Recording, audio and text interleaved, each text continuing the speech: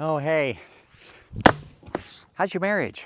I know that's a blunt question you don't get asked very often, but I'm asking because I want to share with you part of our system, what my wife and I do to thrive in our second marriage, even in hard times. I'm not very good at a lot of things, investing, even fishing, but I am good at being married for a second time. I've got 10 years plus running, a proven track record, and I just feel like since so many second marriages fail, that it's time for me to start figuring out how to say what we do. When I left my six-figure job and I came out here to the wild west of starting your own business, it really put a hardship, a real strain on our marriage. But because we had a system, we had a method, and we were committed to it, we came out the other side better and are still thriving. I was wanting to share with you what we've learned so that if you're going through tough times, that you can benefit from what we've learned. And even if you're not married, let me turn that around. Even if you're not married, this process, these rules, they'll put you in a position where they'll help you become the man that you need to be to attract the woman who you would want to marry, so that she would want to marry you. And just a word of warning, watching this video isn't really going to help you fix anything. You have to do it. It's like anything else. If you want to learn how to fish, or you want to learn how to do woodworking or chainsaw art, you have to watch somebody else do it who does it really well. You have to learn how to ask questions. You don't even know how to ask good questions at first. And then you practice and you do it and you fail. And in marriage, you add the step of, asking for forgiveness, and then you try again. But you have to keep learning, and you have to learn from somebody that's doing it well. Once you have a good marriage, it's important to remember that it's not one and done. Oh, I did that and I fixed it. You have to keep going. Like anything complicated. Let's say you've got a new iPhone, and I like to have it angled back at me, and you figured it out until they did another update, and then it doesn't work anymore, right? You have to figure out how to do that. And again, you may have to trial and error, you may have to ask somebody, you may have to watch somebody else that knows how to do it. What happens is your life changes. Parents that get sick or die, kids that age and are in different phases of life. Maybe, as a lot of people recently have, your house is destroyed in a flood, you lose everything you own, change careers, maybe you get sick, your wife gets sick, all kinds of things change and happen. And when that takes place, you probably need new skills. You have to keep learning so that your marriage is good, stays good. So I'm going to explain what we do, and it's kind of like a cycle, if you can think of alternating current. And I'm going to go through it twice to try to make it make sense, and then I'll explain it to you in pairs. So tough times, this is an abbreviated process because you have limited resources. So what we do is, I'll start with me. Pretend my wife is over there.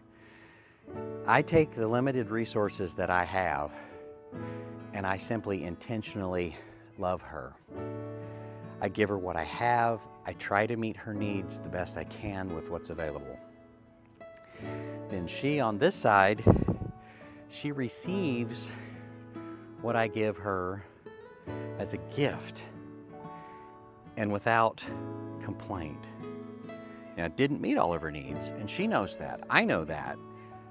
But we know that even when life is really good, we can't meet each other's needs completely. So then she takes her needs, her pain, her problems, and she takes them to God. He walks through the pain with her, sits with her, teaches her, helps her grow, gives her all the strength that she needs. And then she takes her resources and intentionally loves me and tries to meet my needs. And then I receive that as a gift without complaint, knowing that she can't meet all of my needs. And then I take my problems and my needs, my hurts to God. He sits with me, walks through it with me, teaches me, trains me, gives me the ability and strength to keep doing what the day is going to require. So you see that pattern. It's like alternating current. She's giving to me all she can. I receive it as a gift without complaint. Take my problems to God. He meets my needs. I love her the best I can. She takes it as a gift without complaint and goes to God with her problems and her needs.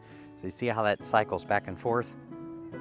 And if you need help trying to visualize this, I made a graphic, and there's a link in the description so that you can get it, look at it, try to understand this better.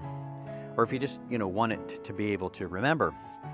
And if you like this kind of stuff, appreciate it if you'd like and subscribe. The parallel, let me do it in parallels now. So both of us, husband and wife, both of us go to God with our problems, our hurts, to get help. Both of us love each other on purpose.